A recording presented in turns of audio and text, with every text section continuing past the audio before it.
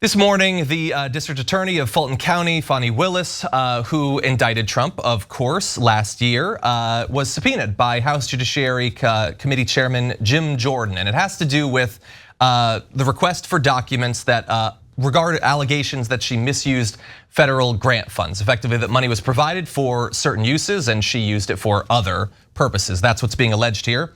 Jordan cited her failure to comply with two previous voluntary requests for the materials as his justification for leveling the subpoena against her. Basically, they're saying that there's this former employee who said that she fired her shortly after she raised concerns about how a Willis campaign aide turned county employee hoped to use federal grants for items outside the scope of a youth violence, gang, and prevention program. And Jordan expounds on this in his letter, saying instead of using these federal grant funds for the intended purposes of helping at-risk youths, your office sought to use the grant funds to, quote, get MacBooks, swag, and use it for travel. Moreover, the whistleblower's direct supervisor stated that these planned expenditures, quote, were part of your vision. So saying it was not just a thing of the office, that Jordan believes at least, that she is directly implicated in this.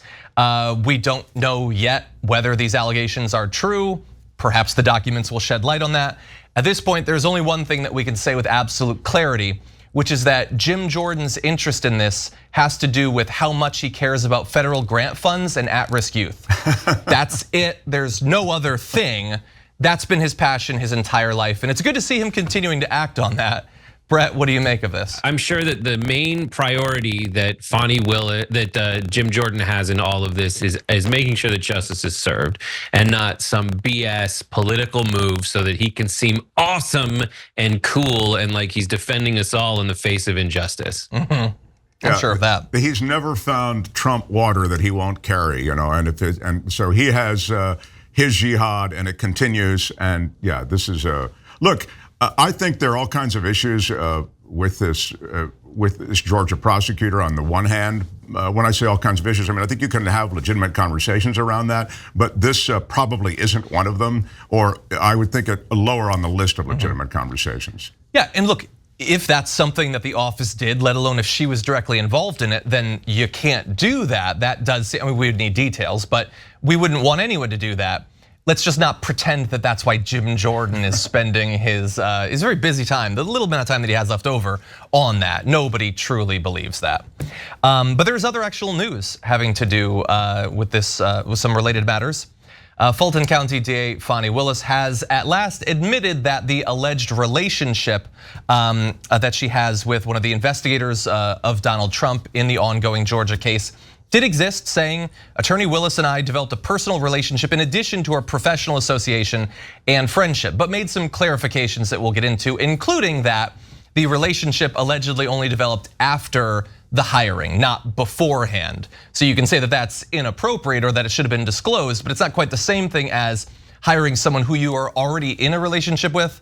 Although that nuance, which I think is fair, I am sure will be lost on the right. But this traces back to last month when Trump co-defendant Mike Roman accused Willis of engaging in an improper romantic relationship with prosecutor Nathan Wade, who was paid hundreds of thousands of dollars in state funds for his work on the case, sort of alleging that that money was only spent because of the relationship. Both Willis and Wade have been subpoenaed to testify. They're expected to be questioned at a hearing on February 15th. Now I want to give just a little bit more of the clarifications or caveats, I suppose, that were provided in a document that Fani Willis released, saying any personal relationship among members of the prosecution team does not amount to a disqualifying conflict of interest or otherwise harm a criminal defendant. She also wrote, to be absolutely clear, the personal relationship between Special Prosecutor Wade and District Attorney Willis has never involved direct or indirect financial benefit to District Attorney Willis. So bear that in mind. And effectively is making the case that she should not be removed from the case, nor should the case be simply dissolved because of the now revelation that there was a personal relationship. Yeah, she's saying, I didn't hire this guy so that he could then get the money train of being the prosecutor. But that is what the right is saying. And I think John appropriately notes that will be the timing of when their relationship started is going to be lost. And Trump is already playing it as, she was just paying off her lover hundreds of thousands of dollars in taxpayer money. That's something Trump would do, and I think that would probably lead his thinking. But in this case, at least from a timing standpoint, it doesn't appear that that was the case. It seems very obvious to me that Trump is against romance and the heart and love. And also, okay, great idea. Relationships that people have should not carry over into the legal world or our political world. So why the hell was, Jared Kushner in charge of Israel? Why is it that, he's appointing people in his family to have very high profile roles in government policy besides his wife, who is the only person who should be involved in that, because the first lady's job is to put on adorable dinners and decorate the house. Like, keep it in only those scenarios, and I'd be happy. But yeah. Yeah, that's totally fair. But again, as I'll say with a story that we talked about earlier, if it turns out that there is reason to believe that the timeline that's been described is not accurate, because we don't have to simply accept what's been presented as necessarily being true, but you could also say that they were friends beforehand. So should he have been appointed based on the fact that they already knew each other? Of course, if you're saying that that's unacceptable, then like the vast majority of political jobs suddenly go up in smoke, because that's who they're provided to, is people that you know. So it is complicated in that respect. But if this was designed to sort of enrich this individual, then that would be corrupt, if not necessarily directly illegal. We would want to know about that. But the one thing that I would point out that is most important, and the reason I point it out is that the right definitely wants you to forget this in all this, is whether they were dating beforehand or not, whether Wade has made money off of this or not, has no bearing whatsoever on whether Donald Trump tried to overturn the results of the election in Georgia.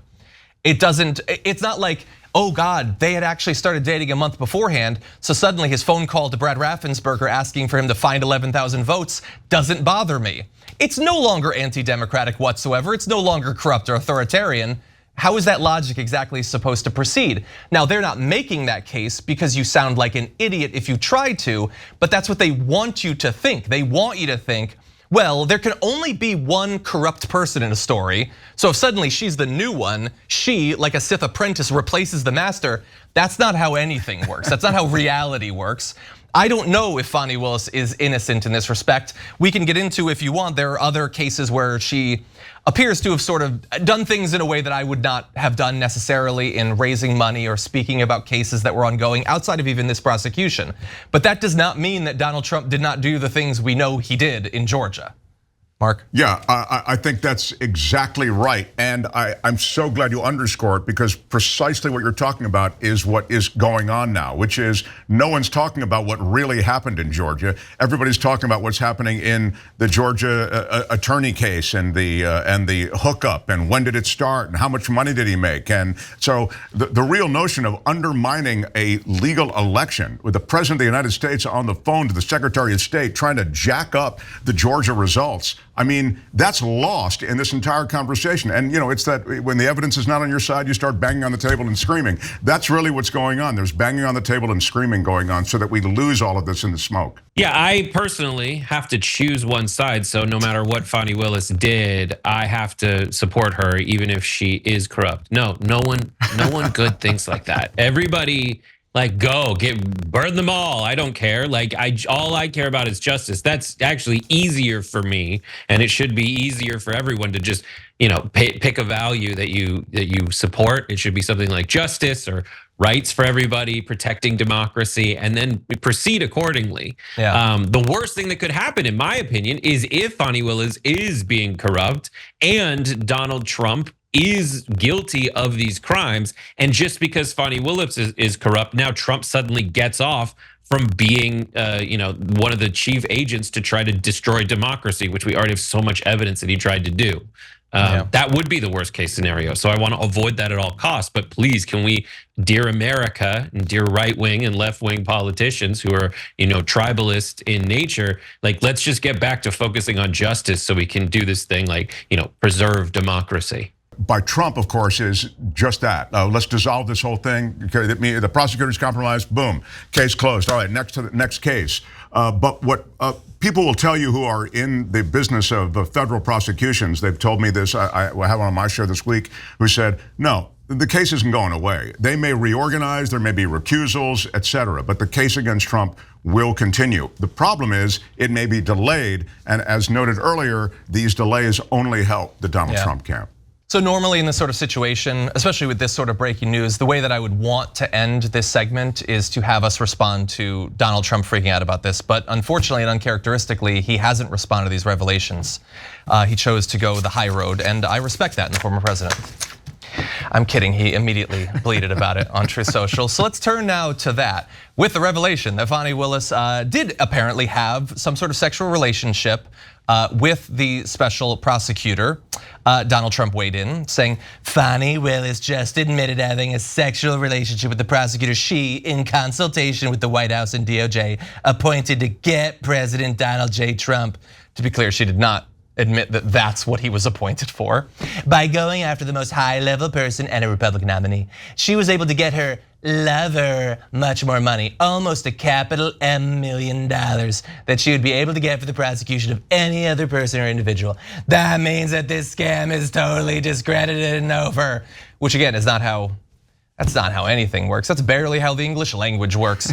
And as one example of that, your whole case or your defense of yourself in this bleat is that she had a sexual relationship with him, so you get off. But you said that he was her lover, which implies that you doubt that it's true, in which case she didn't have the relationship with him and you're guilty once again. You see how the logic of this works? What does he think those quotation marks mean in practice? Yeah, he's very loose with the quotation marks, but I will say this, just to be fair, and again, this may lead to both of them recusing themselves, or who knows what's going to happen. They'll have to reconstitute this case in Georgia in some way. But just to the Trump remarks, a sexual relationship is what Trump had with Stormy Daniels. That was a sexual relationship. It was pure sex, right? And it was over, and she got paid off. The kind of relationship that Fani Willis had was it's a love relationship. They went on vacations. There was like a real relationship there. Romantic relationship. Yeah, romantic. Thank you. That's the word I wanted. And so it really is it's disparagement in the extreme to just reduce it to a sexual relationship. But again, that's on the Trump playbook. But I'm just saying, come on, man. It's you know. But Johnny, at the end, what does he say? Yep, so it's all over, it's all compromised, you know, let's get out of here. Let's close the courthouse down. That's really the end goal. Take it from me, I'm married. Romantic relationships are not sexual relationships. Thanks for watching the video, guys. We also love it if you hit the join button below, because that makes you a member, and members allow us to be independent, honest. We can be as progressive as we want, no corporate media influence, and that's all because of you guys. We love doing the show with our members. Hit the join button, become one of the Young Turks.